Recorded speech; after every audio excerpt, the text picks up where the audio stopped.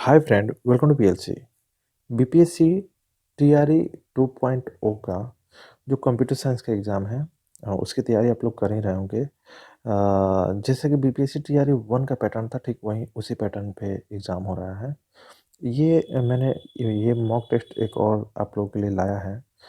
मुझे लगता है अधिकतर लोगों ने इस तरह का क्वेश्चन को प्रैक्टिस कर ही लिया होगा, क्योंकि जिस वेबसाइट को मैंने रिकमेंड किया था उसी वेबसाइट से मैं क्वेश्चन उठाता हूँ। और आप लोगों का कुछ ऐसा कंप्लेन है कि सर ये वेबसाइट क्या करता है, पहले क्वेश्चन खुद बीपीएससी का देख लेता है, फिर उसे अपने वेबसाइट पे अपलोड कर देता है। लेकिन मुझे नहीं लगता है कुछ इस तरह का बातें हैं। उस वेबसाइट पे क्वेश्चन है, हो सकता है आप वहाँ तक नहीं पहुँच पाते हो, और हो सकता है आप भी अपनी जगह पे सही हो, लेकिन मुझे जहाँ तक का अनुभव है, सारा क्वेश्चन वहीं से आ रहा है। तो थोड़ा-सा भी बिलीव करके अगर उस वेबसाइट से पढ़ लेंगे तो काफ़ी ज़्यादा बेनिफिट आपको मिल जाएगा। तो चलिए शुरू करते हैं। यहाँ जो कुछ क्वेश्चन दिखने वाला है आपको इसमें, वो मॉडरेट लेवल का रहेगा, easy to moderate, hard question मैं नहीं दे रहा हूँ। तो जो पहला है, उस क्वेश्चन को देखते हैं। इसमें बोल रहा है कि एक्चुअल पैरामीटर किसे बोलते हैं? तो इसका सही आंसर हो जाएगा A, parameter with parameter with which function are called. जब हम फंक्शन को कॉल करते हैं उस समय जो भी आर्गुमेंट हम भेजते हैं उसे ही एक्चुअल पैरामीटर बोलते हैं। दूसरा नंबर जो क्वेश्चन है उसे देखते हैं, स्केप सीक्वेंस। स्केप सीक्वेंस में क्या होता है, कुछ कैरेक्टर होते हैं जिनको हम एक स्केप सीक्वेंस बोलते हैं।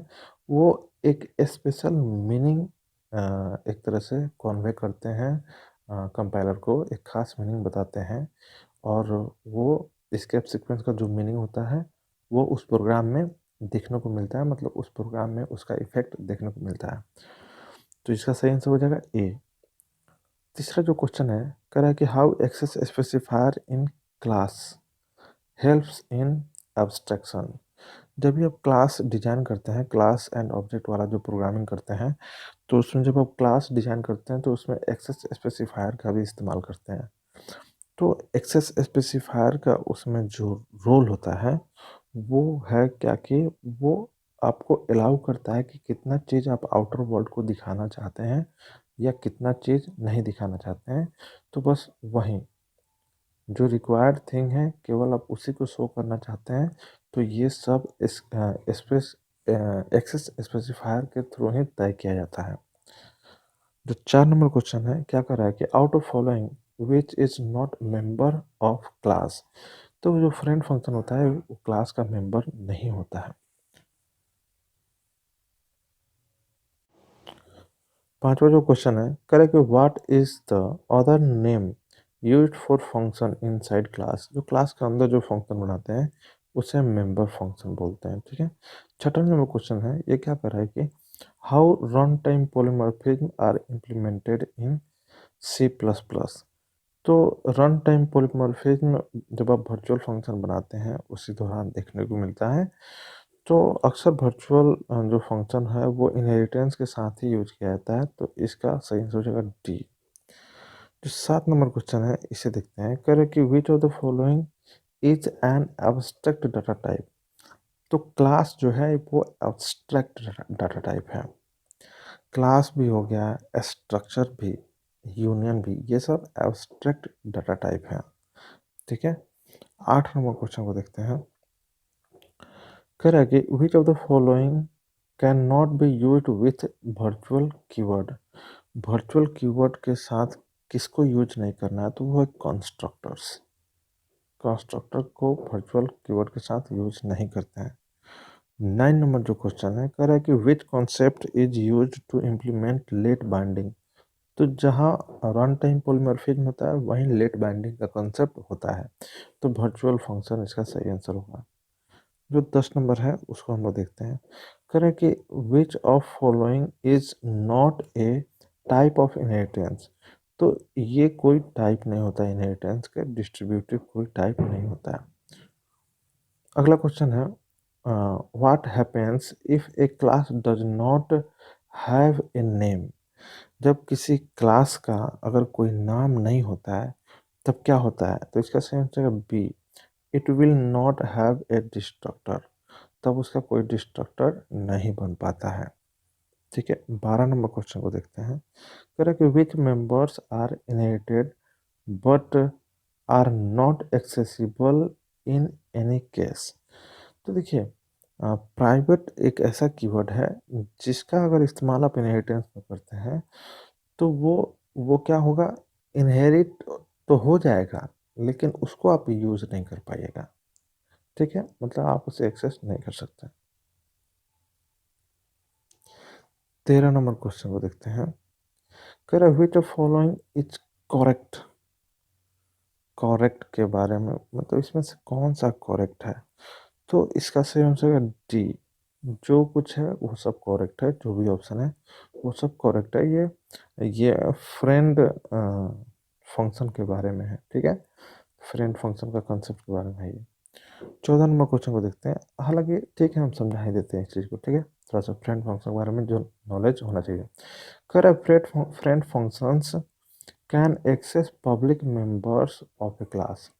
जो भी क्लास का एक मेंबर होता है वो उस क्लास के पब्लिक डाटा रहे, प्रोटेक्टेड डाटा रहे या प्राइवेट डाटा रहे, सारे डाटा को एक्सेस कर लेता है।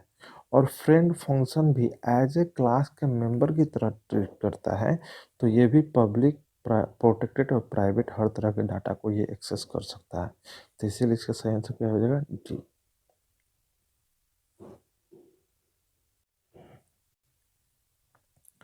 ये 14 नंबर है जिसमें आपको आउटपुट दिखाना है। यहाँ पे क्या है, एक प्रोग्राम ही है। ये प्रोग्राम को अगर आप देख सकते हैं तो देखिए यहाँ पे क्लास ए है। ठीक है, और ये हो गया कंस्ट्रक्टर और ये हो गया डिस्ट्रक्टर। ठीक है, और ये रहा आपका मेन फंक्शन। मेन फंक्शन में एक ऑब्जेक्ट बनाया जा रहा है जो क्या है, पॉइंटर टाइप है। ये ऑब्जेक्ट जो है ये पॉइंटर टाइप है। और यहाँ पे जो आपको दिख रहा है वो एरे टाइप दिख रहा है। तो ऑब्जेक्ट मतलब एरे, ऑब्जेक्ट का एरे है। ठीक है, एरे ऑफ ऑब्जेक्ट बोल सकते हैं इस कंसेप्ट को, एरे ऑफ ऑब्जेक्ट बोलते हैं। ठीक है, तो अब यहाँ पे आपसे आउटपुट पूछा जा रहा है। ठीक है, तो यहाँ तो आपने एक बनाया, ठीक है, पॉइंटर टाइप, लेकिन यहाँ आप उसे क्या कर रहे हैं, डिलीट कर रहे हैं। तो इसका सही आंसर क्या हो जाएगा, सेगमेंटेशन फॉल्ट। इसका सही आंसर सेगमेंटेशन फॉल्ट हो जाएगा। इसके पीछे का कारण ये है कि आप यहाँ पे जो डिलीट कर रहे हैं ना, ए को जो आप डिलीट कर रहे हैं, तो जो एरे बनता है, तो एरे किसी भी लेंथ का एरे हो तो जो भी पॉइंटर होता है ना उसमें बेस एड्रेस ही जाता है, बाकी का एड्रेस तो उसी तरह से रह जाएगा। आप डिलीट कीजिएगा तो बस ये वाला बॉक्स डिलीट होगा, बाकी रह जाएगा। तो ये थोड़ा सा ये एक एरर दे देगा, सेगमेंटेशन फॉल्ट। चलिए आगे बढ़ते हैं। 15 नंबर क्वेश्चन को देखते हैं। ठीक है, 15 नंबर क्वेश्चन कर रहा है which of the following is correct about new and malloc. देखिए, मैलॉक ये एक फंक्शन होता है जिसे मेमोरी एलोकेशन किया जाता है, वो भी रन टाइम। और न्यू एक कीवर्ड है, न्यू को ऑपरेटर भी बोलते हैं। न्यू ऑपरेटर है सी प्लस प्लस में, इसका भी काम लगभग वही है। तो यहाँ पे आपसे पूछ रहा है कि कौन सा करेक्ट है। ठीक है, तो इसका जो सही आंसर है वो डी, 1 2 3, ये करेक्ट है। 3 स्टेटमेंट है, तीनों के तीनों करेक्ट है। ठीक है, आप ये देख लीजिएगा। जी। 16 नंबर क्वेश्चन को देखते हैं। यहाँ पे आपको दिखाना है आउटपुट। यहाँ पे आउटपुट दिखाना है। तो इसका इसका आप लोग थोड़ा सा अगर इसको रन करा सकते हैं तो रन करा के भी आउटपुट चेक कर लीजिएगा। लेकिन एग्जाम में तो कुछ रहेगा नहीं रन कराने के लिए, तो आपको वहाँ पे थोड़ा सा अपना सेंस इस्तेमाल करना है। ये क्या होगा, क्लास का नाम, और इसके अंदर देखा जाए तो ये हो गया आपका एक कंस्ट्रक्टर। और यहाँ पे देख रहे हैं तो एक ऑब्जेक्ट पॉइंटर टाइप बनाया जा रहा है। और न्यू कीवर्ड का इस्तेमाल करके हम क्या कर रहे हैं, यहाँ पे एक ऑब्जेक्ट बना रहे हैं। तो न्यू कीवर्ड के थ्रू ऑब्जेक्ट बनाएगा तो वो रन टाइम ऑब्जेक्ट बनता है। और यहाँ पे उसको एक्सेस किया जा रहा है और एरो ऑपरेटर के थ्रू। तो जो अगर पॉइंटर टाइप ऑब्जेक्ट है तो एरो ऑपरेटर के थ्रू ही आप उसे एक्सेस कर पाइएगा। ठीक है, तो इसका जो सही आंसर है वो आपका हो जाएगा, इसमें इसमें हाँ, इसमें एरर थोड़ा सा, ये कंपाइल टाइम एरर दे देगा, इसका सही आंसर हो जाएगा कंपाइल टाइम एरर। एरर के पीछे का कारण क्या है? यहाँ पे जो कंस्ट्रक्टर है ये प्राइवेट सेक्शन में ही बना है। जब आप कोई एक्सेस स्पेसिफायर नहीं लगाते हैं तो माना जाता है कि बाय डिफॉल्ट प्राइवेट है, तो कंस्ट्रक्टर को आप प्राइवेट के अंदर नहीं बना सकते हैं, तो यहाँ पे कंपाइल टाइम एरर होगा। ठीक है, नेक्स्ट क्वेश्चन देखते हैं। 17 नंबर 17 नंबर क्वेश्चन में देख रहे हैं, तो एक सेकेंड, यहाँ पे एक छोटा सा कोड दिया हुआ है। कह रहा है कि what happens if a compiler is deleted twice in a program as shown in following statement. तो यहाँ पे 2 बार क्या किया जा रहा है? डिलीट किया जा रहा है। ठीक है, एक पॉइंटर यहाँ पे है, हालांकि जब आप मेमोरी एलोकेशन कीजिएगा रन टाइम न्यू ऑपरेटर के थ्रू, तो आपको एक पॉइंटर वेरिएबल बनाना ही पड़ता है। तो फिर आप इसे डिलीट भी कर सकते हैं डिलीट ऑपरेटर के द्वारा। तो यहाँ पे डिलीट किया जा रहा है, लेकिन एक बार डिलीट कर दीजिए काम चल जाएगा। फिर यहाँ पे 2 बार डिलीट किया जा रहा है। ठीक है, तो यहाँ पे पूछा जा रहा है कि यहाँ पे क्या इसका सही आंसर हो जाएगा?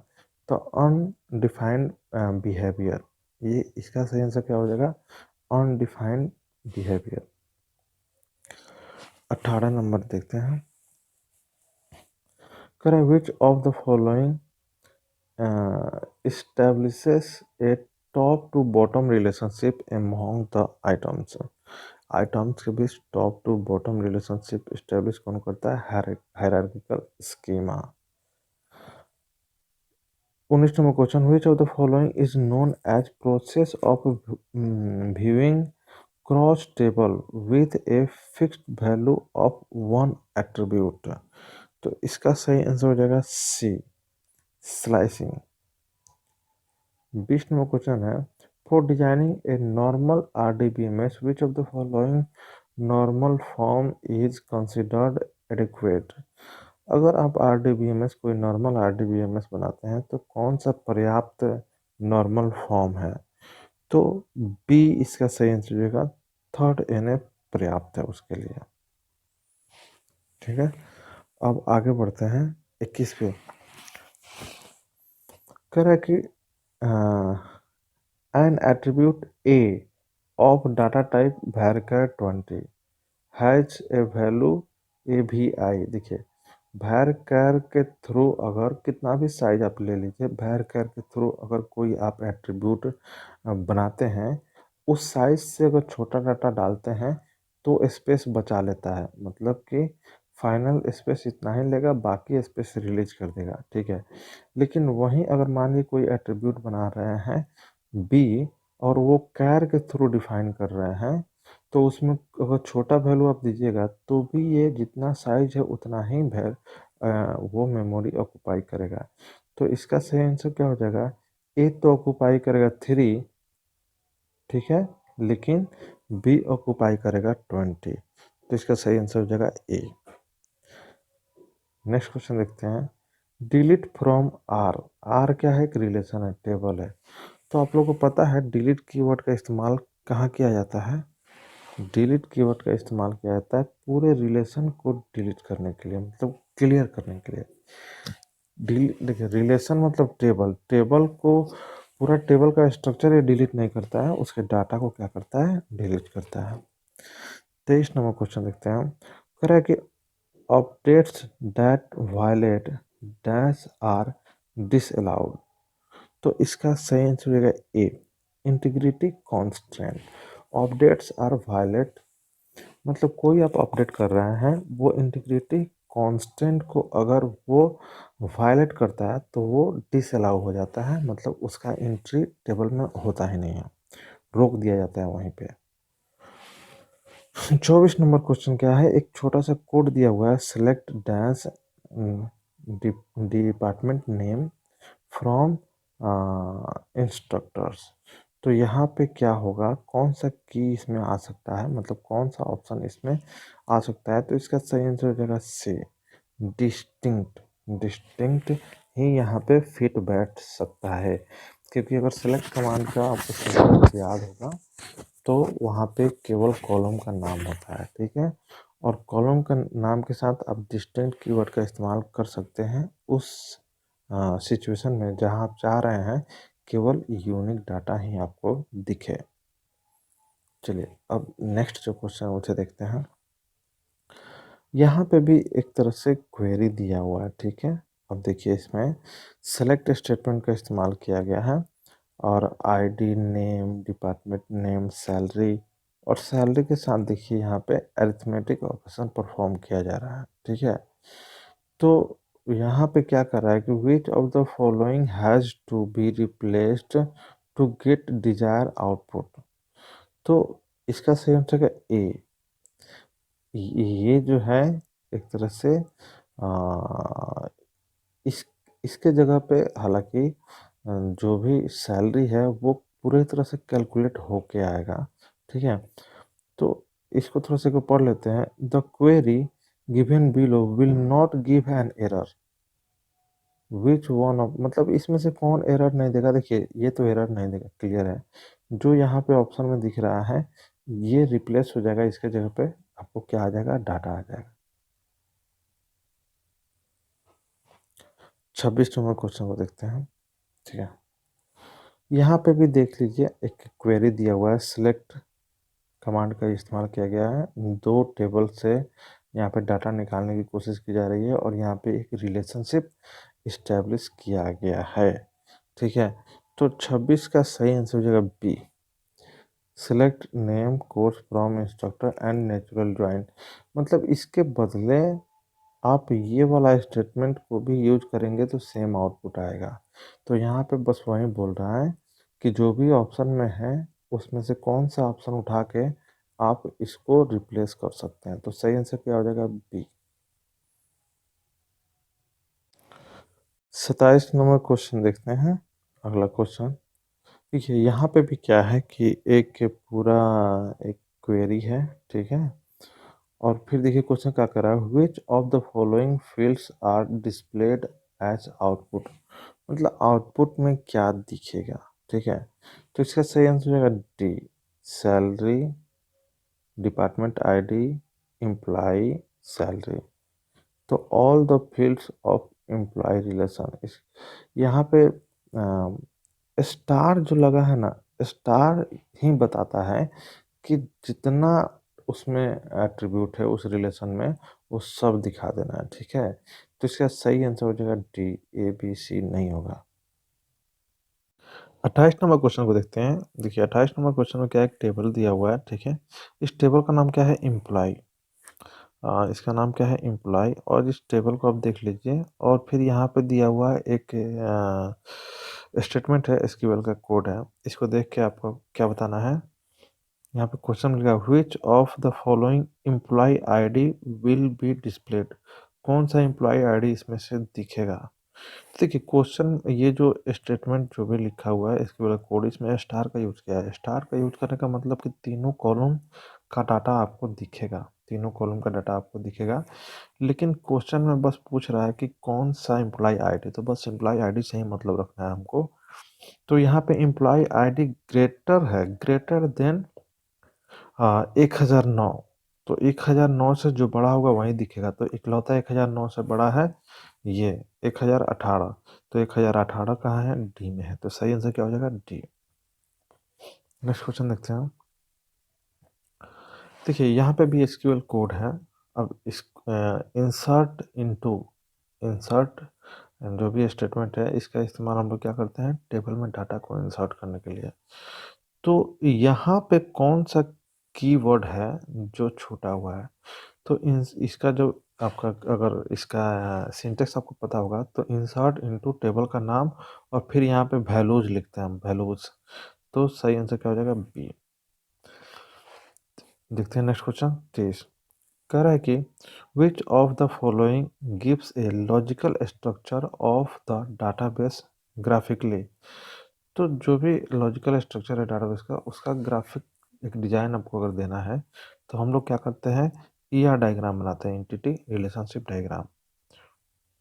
Next question, the entity relationship set is represented in ER diagram as. Entity relationship जो एक तरह से आप यह डायग्राम जो पढ़ते हैं, ये भी उसी क्वेश्चन है। तो यहाँ पे क्या दर्शाने की बात कर रहा है? रिलेशनशिप। तो रिलेशनशिप किस चीज़ से दर्शाते हैं हम लोग? डायमंड शेप से। ठीक है, चलिए नेक्स्ट क्वेश्चन देखते हैं।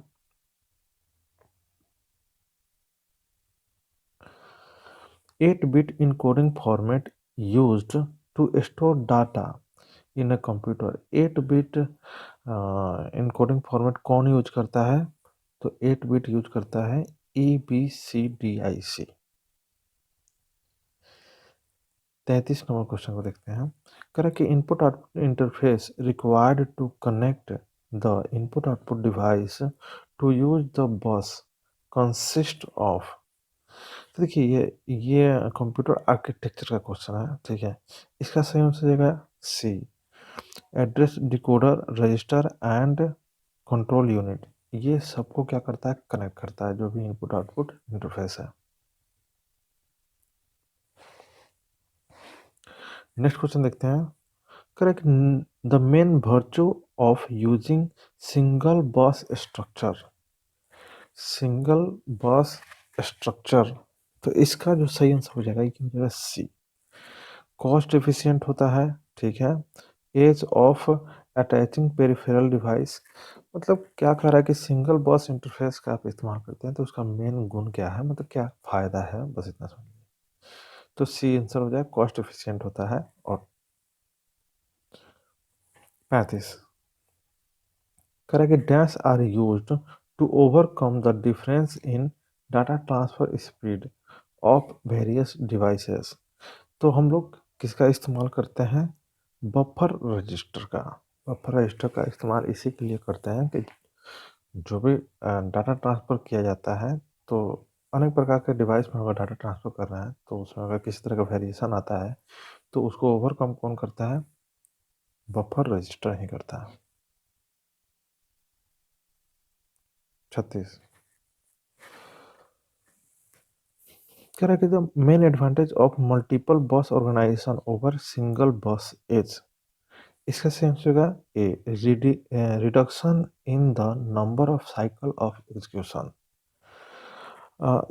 Main advantage of multiple bus organization, देखिए मल्टीपल बस अगर आप यूज कर रहे हैं तो इससे फ़ायदा हो जाएगा, जो भी सीपीयू का एग्जीक्यूशन साइकिल है वो कम हो जाएगा। क्यों कम होने का मतलब है कि ज़्यादा मात्रा में डाटा जाएगा तो एक बार में ज़्यादा ज़्यादा काम होगा, तो उसका जो भी एग्जीक्यूशन साइकिल है वो कम हो जाएगा। कम एग्जीक्यूशन साइकिल में वो ज़्यादा काम कर लेगा। 37 37 में क्वेश्चन देखते हैं। कर the ISA standard buses are use to connect. तो इसका इस्तेमाल किया जाता है हार्ड डिस्क एंड प्रोसेसर को कनेक्ट करने के लिए। ठीक है, ISA standard buses. Next question, during the execution of the instructions a copy of instruction is placed in the. कहाँ पे वो अपना प्लेस लेता है? डी, कैश में। ड्यूरिंग द एग्जीक्यूशन ऑफ इंस्ट्रक्शन, जब भी कोई भी इंस्ट्रक्शन एग्जीक्यूट होता है तो उसका एक कॉपी कैश में रख दिया जाता है। 39 ए प्रोसेसर परफॉर्मिंग फेच और decoding of different instruction during the execution of another instruction is called pipelining। Pipelining एक कंसेप्ट है जिसमें प्रोसेसर पे एक बार में कई सारे मतलब कि प्रोसेस जाते हैं और उनमें से कुछ प्रोसेस पूरी तरह से एग्जीक्यूट होने वाला होता है, कुछ अभी आधा हुआ रहता है, कुछ अभी मान लें कि 20% ही एग्जीक्यूट हुआ रहता है, लेकिन सब लाइन में लगे हुए रहते हैं। ऐसा नहीं है कि प्रोसेसर पे एक जाएगा और वो जब तक एग्जीक्यूट ना हो जाए तब तक दूसरा नहीं जाएगा। पाइपलाइनिंग में इसी कंसेप्ट को तो हटाया गया, एक बार में कई को भेज दो, सब लगे रहेंगे प्रोसेसर पे काम होने के लिए। प्रोसेसर को तनिक भर भी फ्री नहीं बैठने दिया जाता है। चलिए 40 का क्या है? The clock rate of the processor can be improved by. कैसे हम इम्प्रूव कर सकते हैं? जितने भी दिया गया है तरीका, उन सब के द्वारा हम इसको इम्प्रूव कर सकते हैं क्लॉक रेट को। 41। यहाँ पे एक इंस्ट्रक्शन है, ठीक है। अब इंस्ट्रक्शन को देखना है कि ये इंस्ट्रक्शन क्या कर रहा है। ऑप्शन लिखा हुआ है, ठीक है। तो इसका सही आंसर बी। इंस्ट्रक्शन का मतलब ये है कि एड्स 45 मतलब 45 to the value of R1 and stores it in R1। क्या है कि R1 में कोई वैल्यू है, उसमें आपको क्या करना है, 45 ऐड कर लेना है और वापस रिजल्ट को R1 में ही स्टोर कर लेना है। तो इस स्टेटमेंट का यही मतलब है। ये एक तरह से आप बोल सकते हैं कि किस लैंग्वेज में है, मशीन लैंग्वेज में नहीं है, ये असेंबली लैंग्वेज में लिखा गया कोड है, ठीक है। चलिए अब आते हैं 42 पे। The addressing modes which uses the PC instead of a general purpose register. The addressing mode, तो ये एड्रेसिंग मोड से क्वेश्चन है, इसका सही आंसर होगा relative addressing mode. 43। The first network was called, सबसे पहला जो नेटवर्क था उसे हम लोग क्या बोलते थे, आरपानेट। अब यहाँ से इंटरनेट का नेटवर्किंग का क्वेश्चन शुरू हो गया। 44 which organization has authority over interstate and international commerce in the communication field। तो कौन सा ऑर्गेनाइजेशन है, वो ऑर्गेनाइजेशन है FCC। FCC इसका फुल फॉर्म हो गया federal communications commission. Federal communications commission. 45 Which of this is not a network edge device? Network edge device की बात कर रहा है, तो इसका सही आंसर हो जाएगा स्विचेस। ये नेटवर्क एज डिवाइस नहीं है, स्विचेस बीच का डिवाइस है, नेटवर्क के किनारे का डिवाइस ये नहीं है, ठीक है, ये बीच में रहता है। 46 correct when collection of various computers seems a single coherent system to its client, then it is called, तो उसे हम क्या बोलते हैं, डिस्ट्रीब्यूटेड सिस्टम। बहुत सारे कंप्यूटर एक साथ जुड़ जाएं लेकिन देखने में लगे कि एक ही सिस्टम काम कर रहा है, तो इसे हम लोग क्या बोलेंगे, distributed system. 47 next question 47 communication channel is shared by all the machines on the network in। यहाँ पे ऑल द मशीन की बात कर रहा है, ठीक है। तो ब्रॉडकास्ट, ब्रॉडकास्ट पे क्या होता है, सारे मशीन पे शेयर कर दिया जाता है। 48 network congestion occurs, network congestion occurs in case of traffic overloading. जब ट्रैफिक ओवरलोडिंग हो जाएगा तो उसे हम लोग क्या बोलेंगे, नेटवर्क कंजेशन हो गया है। 49 Which transmission media provides the highest transmission speed in a network? सबको पता है फाइबर ऑप्टिक्स ये हाईएस्ट ट्रांसमिशन देता है, और ये क्वेश्चन पूछा गया था बीपीएससी टीआरई 1 में। 50 नंबर क्वेश्चन को देखते हैं। कह रहा है कि which sub layer of the data link layer performs data link function that depend upon the type of medium. Data link layer के दो सब लेयर होते हैं, उसी में से एक आपसे पूछा जा रहा है, तो इसका सही आंसर है B, media access control sub layer, ठीक है। Media access control sub layer ये किस पे डिपेंड करता है, टाइप ऑफ मीडियम पे। 51 automatic repeat request error management mechanism is provided by, ये किसके द्वारा प्रोवाइड किया जाता है, logical link control sub layer, इसके द्वारा। ये भी क्या है, एक सब लेयर ही है।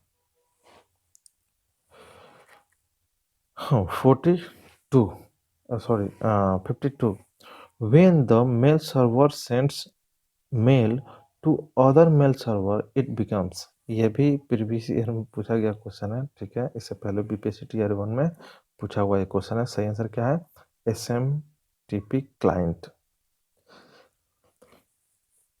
Typically, the TCP port used by SMTP is, SMTP का पोर्ट नंबर आपसे पूछा जा रहा है, तो थोड़ा सा पोर्ट नंबर कुछ याद कर लीजिएगा आप। तो इसका सही आंसर होगा 25, क्योंकि पोर्ट नंबर का क्वेश्चन बन जाता है। अब 54 देखते हैं। If 5 files are transferred from server A to client B in the same session, the number of TCP connection between A and B. तो एक बढ़ा लीजिएगा, जब 5 बोल रहा है तो आप 6 आंसर लगा दीजिएगा। एक बढ़ जितना बोलते हैं उससे एक बढ़ जाएगा। एक कंट्रोल कनेक्शन होता है और 5 डाटा कनेक्शन हो जाएगा तो 6 हो ही जाएगा। ठीक है। 55 IPS IPS is designed to provide security at IPS SEC है। SEC का मतलब होता है सिक्योर। तो इसका सही आंसर होगा नेटवर्क लेयर। नेटवर्क लेयर के लिए ही इसको बनाया गया है। मैक एड्रेस कितने बीट का होता है? मैक एड्रेस का बीट याद कर लेना है। आईपी एड्रेस में IPv4 और IPv6 का भी ये कितने बिट का होता है ये भी याद कर लेना है, क्योंकि इन तीनों में से कोई एक ना एक आपके एग्जाम में रहेगा ही रहेगा। तो मैक होता है 48 बिट का। A proxy firewall filters. Proxy firewall application layer पे फिल्टर का काम करता है। ठीक है, यहाँ से कुछ आपको C++ से क्वेश्चन देखने को मिल जाएंगे। 58 क्या कर रहा है? Which of the following is default mode of opening using the OF stream. जब आप OF स्ट्रीम क्लास का यूज करके कोई फाइल को अगर आप ओपन करते हैं तो उसका डिफॉल्ट मोड क्या हो जाता है? iOS out. ठीक है, iOS आउट। 59 59 में क्या कह रहा है कि which of the following is use to move the file pointer to start of a file. Start of a file में मूव करने के लिए इसका सही आंसर हो जाएगा ए, मतलब BEG। iOS BEG का यूज करके आप पॉइंटर को शुरू में ले जा सकते हैं। 60 नंबर क्वेश्चन जो है इसमें पूछ रहा है कि किसको हम लोग ओवरलोड नहीं कर सकते हैं। ऑपरेटर ओवरलोडिंग का क्वेश्चन है। तो इसमें एसआरओ को हम लोग ओवरलोड नहीं कर सकते हैं, बाकी को हम लोग ओवरलोड कर सकते हैं। 61 द PCI बस सपोर्ट्स। PCI बस किसको सपोर्ट करता है? इसका सही आंसर होगा सबको। इनपुट आउटपुट मेमोरी कॉन्फ़िगरेशन हर तरह के एड्रेस स्पेस को सपोर्ट करता है। 62 the main objective of the computer system is. Computer system का मेन ऑब्जेक्टिव क्या है? B, provide the best performance at low cost. ये फंडामेंटल का क्वेश्चन है। एक दो क्वेश्चन आपको फंडामेंटल का देखने को मिल जाएगा। Element in an array are accessed. जो भी एलिमेंट है आप उसे रेंडमली क्या कर सकते हैं? एक्सेस कर सकते हैं। ठीक है। 64 यहाँ से आपको डाटा स्ट्रक्चर का क्वेश्चन देखने को मिल जाएगा। What is the time complexity of searching for an element in circular linked list. Circular linked list में जो भी हम लोग सर्चिंग करते हैं उसका टाइम कॉम्प्लेक्सिटी पूछा जा रहा है। तो ON, बिग O नोटेशन है ये, ON। 65 how to calculate the pointer difference in memory efficient double linked list।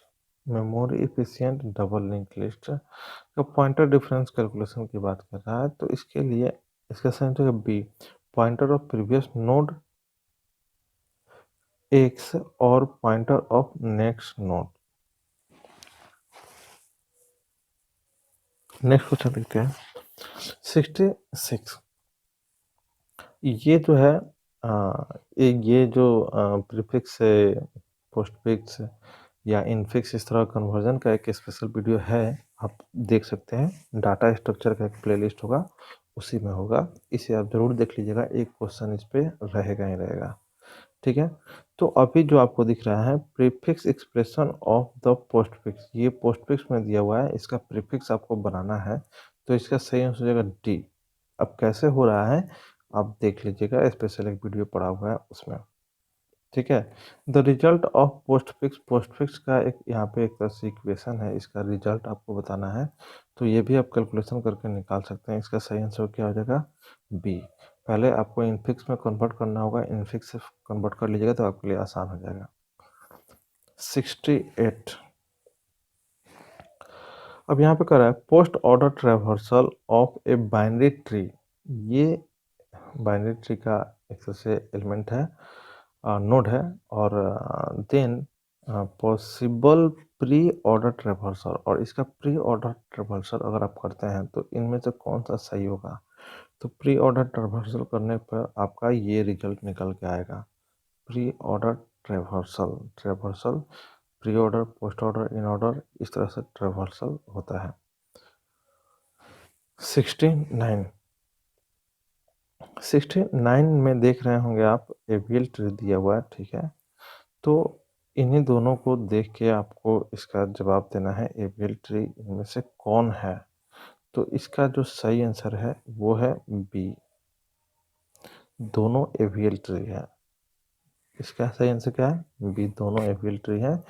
AVL tree आप देख लीजिएगा, एवियल ट्री इसको सेल्फ बैलेंस ट्री भी बोलते हैं, ठीक है। इसको सेल्फ बैलेंस ट्री भी बोलते हैं, और ये ट्री को चेक करने का कुछ नियम है कि ये एवियल ट्री है या नहीं है। जो भी मेरा डाटा स्ट्रक्चर का प्लेलिस्ट है उसमें मैंने इसको बताया है, आप उसमें जाकर देख सकते हैं, ठीक है। चलिए नेक्स्ट क्वेश्चन को देखते हैं। What is the maximum number of children that A binary tree node have? तो सबको पता है मैक्सिमम 2 ही होगा, बाइनरी का मतलब है 2, ठीक है। 71। 71 में क्या कर रहा है? If binary trees are presented in arrays, what formula can be used to locate a left child if the node has an index I? ठीक है। तो यहाँ पे फॉर्मूले की बात कर रहा है, लेफ्ट चाइल्ड को एक्सेस करने का फॉर्मूला यहाँ पे। तो फॉर्मूला क्या होगा इसका? a 2i+1। नेक्स्ट क्वेश्चन देखते हैं, करा कि which of the following is false about a binary search tree? Binary search tree के बारे में कौन सा फॉल्स है? तो डी, डी वाला जो है ये बाइनरी सर्च ट्री के बारे में फॉल्स है। लिख रहा है कि in order sequence gives decreasing order of element. In order sequence, ठीक है, इन ऑर्डर सीक्वेंस में जब आप रखिएगा तो डिक्रीजिंग ऑर्डर में होगा, ऐसा कोई जरूरी नहीं, डिक्रीजिंग में नहीं होता है ये इंक्रीजिंग ऑर्डर में हो जाता है। आप एक बार करके देखिएगा। 73। 73 में देखा जाए, यहाँ पे एक आपको छोटा सा कोड दिया हुआ है, इस कोड को आपको समझना है, ठीक है। और ये काम क्या कर रहा है ये आपको पता लगाना है। तो ये पोस्ट ऑर्डर ट्रेवर्सल ही कर रहा है, post order traversal. Post order देखिए, pre order, post order. Post order में क्या होता है, जो नोड होगा वो लास्ट में आएगा, बस इतना ध्यान रखिएगा, आपका आंसर मिल जाएगा। 74। यहाँ पे पुश पॉप कुछ ऑपरेशन परफॉर्म किया जा रहा है और इसी को ध्यान में रखना है। और फिर पूछा जा रहा है after the completion of all operation, सारा ऑपरेशन जब कंप्लीट हो जा रहा है, the number of elements present in stack, stack में कितना नंबर, मतलब कितना नंबर ऑफ एलिमेंट उसमें मौजूद रहेंगे लास्ट में? तो एक ही बचेगा उसमें, आप करके देख लीजिएगा। 75। Which of the following is not an inheritance inherent application of stack? Stack का बहुत सारा यूज है, बहुत सारा एप्लीकेशन है। जॉब शेड्यूलिंग में इसका इस्तेमाल नहीं किया जाता है, बाकी जो भी है रिवर्स करना स्ट्रिंग को, या एक तरह से रिकर्सन में इस्तेमाल करना, प्रीफिक्स का एक तरह से इवेल्युएशन करना, प्रीफिक्स एक्सप्रेशन का, पोस्टफिक्स एक्सप्रेशन का, तो उसमें उसका यूज किया जाता है। जॉब शेड्यूलिंग में यूज नहीं होता है, जॉब शेड्यूलिंग में जनरली क्यू का ही यूज किया जाता है, ठीक है। 76। अब यहाँ पे क्या कर रहा है, कुछ एलिमेंट है A B C D are placed in queue, queue में इसको प्लेस किया जा रहा है, and are deleted one at a time what is order of removing. तो सब पता है कि क्यू में एक रास्ते से जाता है, दूसरे रास्ते से डिलीट होता है। तो ए बी सी डी करके जा रहा है तो ए बी सी डी करके ही डिलीट होगा। ठीक है, तो इसका सही आंसर होगा A. Queue serves major role in, queue का मेजर रोल कहाँ है, तो वो है सी नंबर, इसका सही आंसर हो जाएगा simulation of limited resource allocation. 78 78 में क्या कर रहा है, in what way the symmetry sparse matrix can be stored efficiently. तो इसका जो सही आंसर हो जाएगा B, binary tree. Second last question, which of the following unit is responsible for converting the data received from the user into a computer understandable format? ये किसका answer है, किसका क्वेश्चन है, फंडामेंटल का क्वेश्चन है, computer fundamental का question है। इसका सही आंसर है बी। ठीक है, इसका सही आंसर बी। बी मतलब इनपुट, जो भी डिवाइस है इनपुट यूनिट है, उसका रिस्पॉन्सिबिलिटी क्या है, डाटा यूजर से लेना और उसको कंप्यूटर जिस भाषा में समझता है उस भाषा में कन्वर्ट करके दे देना, मतलब कंप्यूटर को दे देना। लास्ट क्वेश्चन कह रहा है कि which of the following package allow individuals to use personal computers for storing and retrieving their personal information. तो इस पैकेज को हम लोग बोलते हैं पर्सनल असिस्टेंट पैकेज। चलिए मिलते हैं नेक्स्ट वीडियो में, देखने के लिए धन्यवाद।